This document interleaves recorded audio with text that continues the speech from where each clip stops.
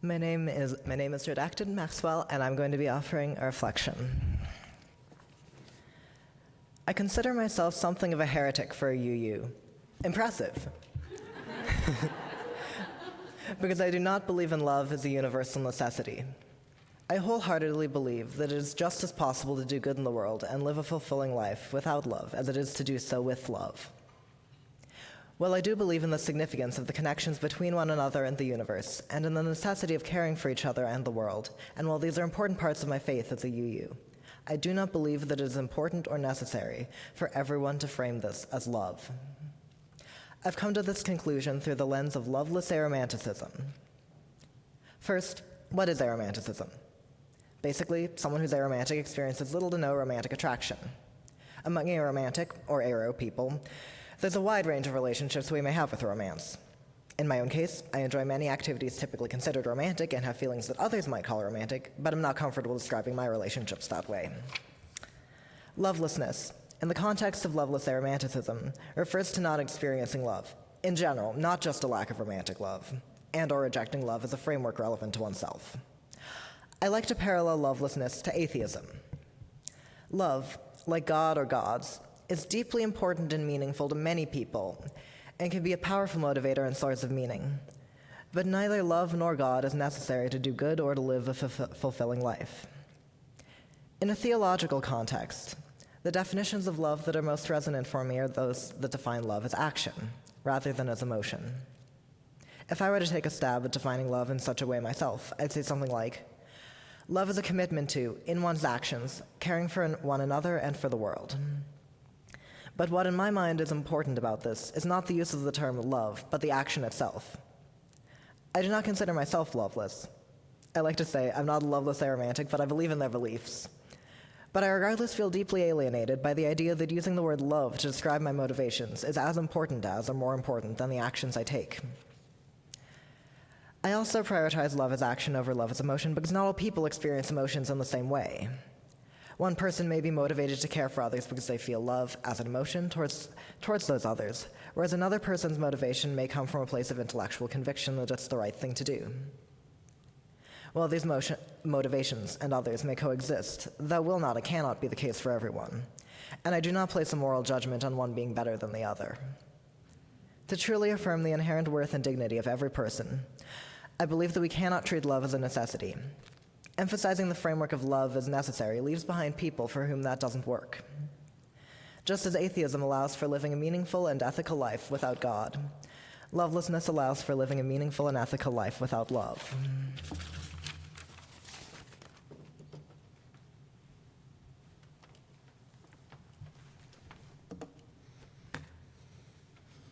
Good morning, everyone. My name is Haley Ofston, and I have another reflection, if you didn't guess. So Redacted has challenged the notion of love that is often shared in UU spaces and from this very pulpit. And I wonder what it means to be a place of belonging for that action of love beyond just the language of love. For me, the language of love resonates deeply with my relationship to the world and my place within it. But as we've just heard, that's not true for everyone, even within a space like this that places love at the center of all things. That being said, as a big fan of love, my own interpretations may be a bit unconventional as well. When asked to reflect on love as a concept, one of the first things that comes to my mind is the moon. I easily fall into that human habit of personification. So maybe that's why I call this vast and awe-inspiring emotion that I feel about the moon love.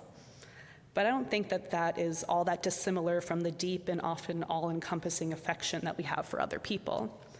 Some of you may share that sentiment. I've met a few people who do, but allow me to elaborate. The moon is our closest celestial neighbor, whose waxing and waning has marked the passage of time for our ancestors for generations upon generations upon generations. To me, love is the glow of the moon as she watches over us, as she has since the very first humans looked up at the night sky and saw her bright face looking back. She's our closest friend, ever present, and I find it hard to believe that she doesn't love us. The moon has looked on for all of human history, through times of peace and times of strife, from our very first shaky steps as a species to the breakneck sprint at which humanity seems to be moving at these days. How could you not love someone you've seen through all phases of their life as the moon has seen us? How could you not want the best for them despite any mistakes or missteps that they have made? I know confidently in my heart that the moon will always love us, no matter what. My dearest friend Marina and I spent several years living on opposite sides of the world, and at every opportunity we would snap a photo of the moon and send it to one another. Because despite being over 6,000 miles apart, she was there with both of us, keeping us company, a common companion that made all of that distance feel not quite so far apart after all. And in truth, there is no place on the earth that will never be watched over by the moon. Now, I don't only love the moon. I also love the sun, who grants the warmth and the light that has allowed life to bloom on this planet that we call home. I love the earth, who reaches up to hold us.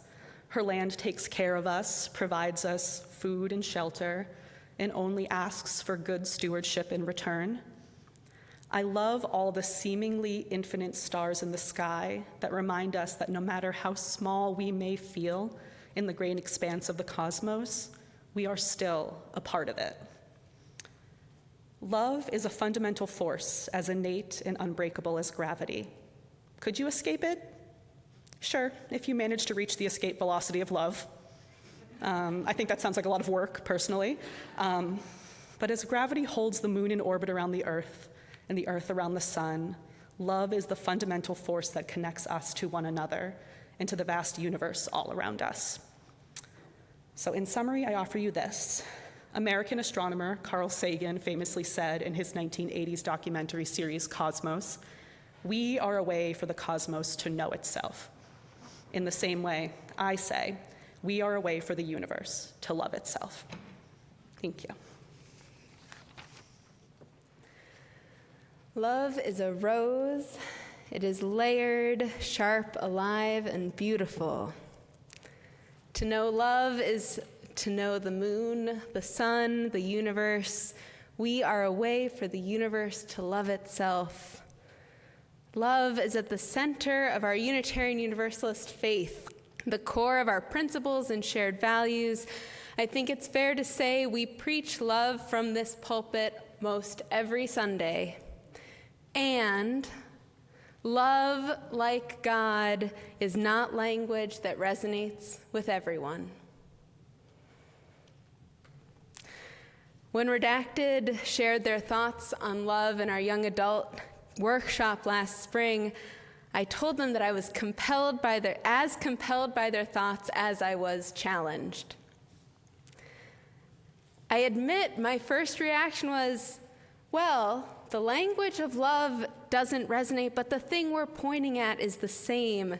How we act in the world, the compassion and care we bring into relationships, the values we hold in community. There really is no disagreement. Amen. But would I be a UU minister if I didn't want to wrestle with theological difference and semantics? No.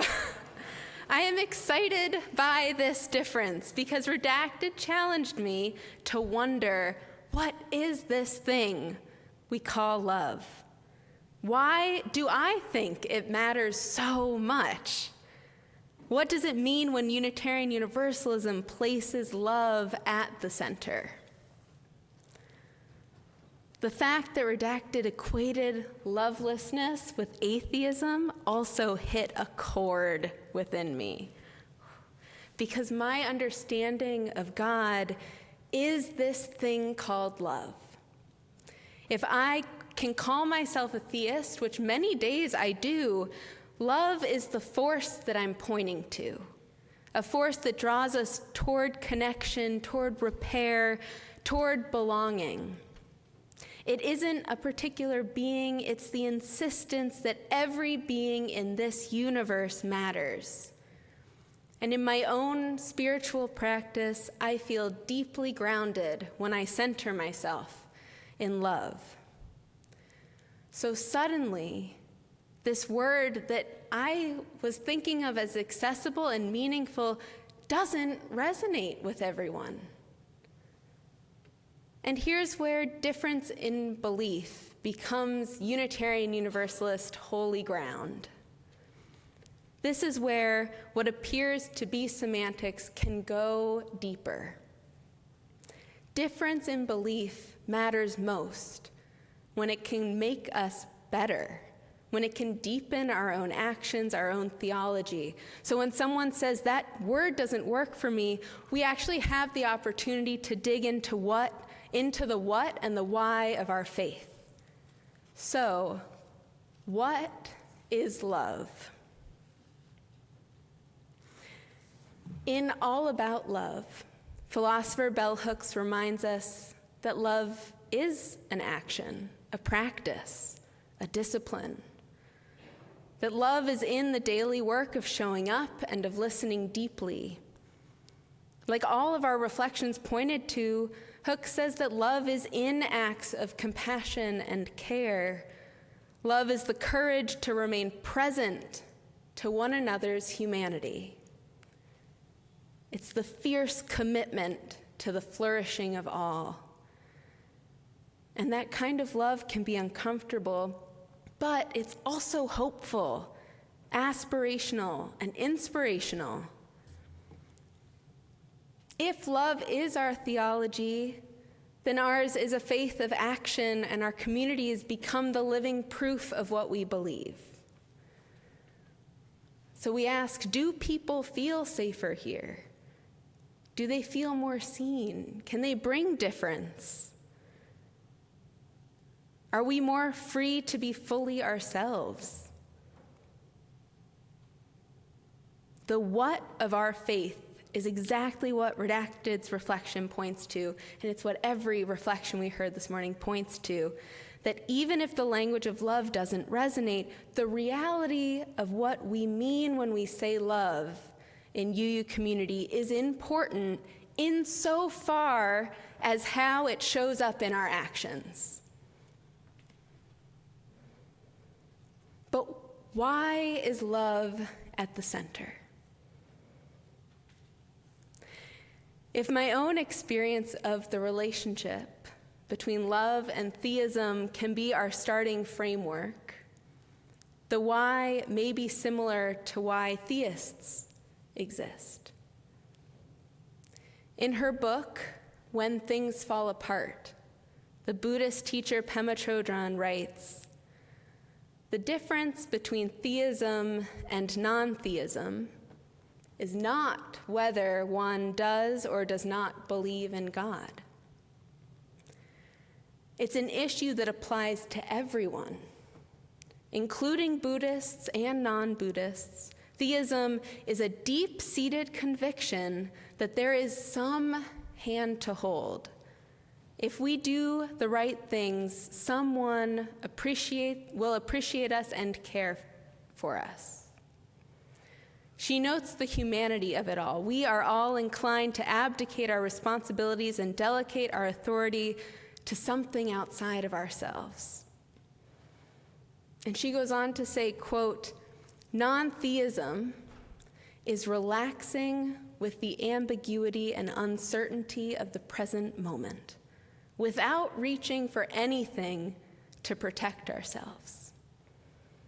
End quote. So, to use Chodron's lens, having love at the center of our faith might root us in some kind of trust, some kind of sense of protection, that something, someone, someone's will appreciate us and care for us. And to be honest, that is so often what I am pointing to when I ground myself in love. A desire to find comfort in trusting the universe, And I will surely keep preaching that in so many words. But perhaps love is at the center of our faith because it can call us beyond those places of comfort and good feelings. Maybe love is not primarily there to soothe us, but actually there to stretch us, to unsettle us, to keep us, to call us into deeper responsibility. We are known by the company we keep. We are known by the belonging that we create together. That's why people come here. And this is where the tension between theism and non-theism becomes less about belief in something outside of ourselves and more about where we locate responsibility. Are we waiting for love to come from somewhere outside of ourselves?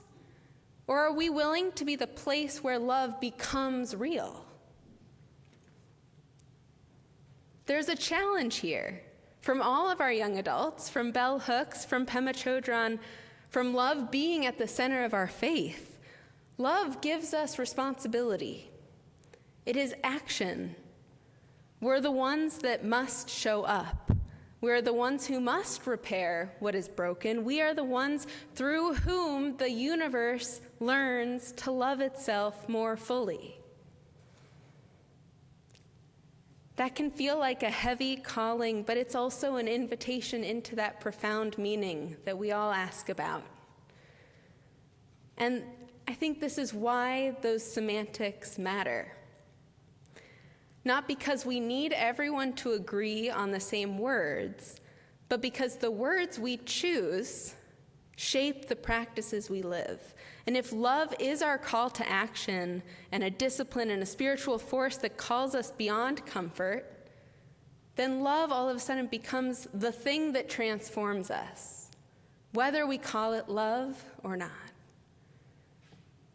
And putting these things together, love begins to look less like a feeling or an experience and more like a way of being that we cultivate together.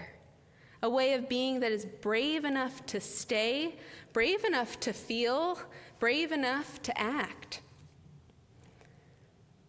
So what is this thing called love? It's a force that calls us into deeper relationship with one another and with the world. It is whatever gives us the courage to remain present when things fall apart. It is whatever invites us to commit to act with compassion, even when we're unsure or unsteady. And when we do say that we place love at the center of our faith, we should be aware that that is a daring act, to believe that communities shaped by love can be places where people are more fully human, more fully alive, more fully free. We may not use the same language, and in fact, we will never and should never claim to all resonate with the same language. Some of us will call it love, some will call it compassion, justice, interdependence, but the invitation remains the same. We invite each other to live in such a way that more compassion and more justice and more interdependence and more transformation, to live in such a way that more good exists because we are here. To be, in our own imperfect and beautiful ways, a way for the universe to love itself. May it be so. Amen.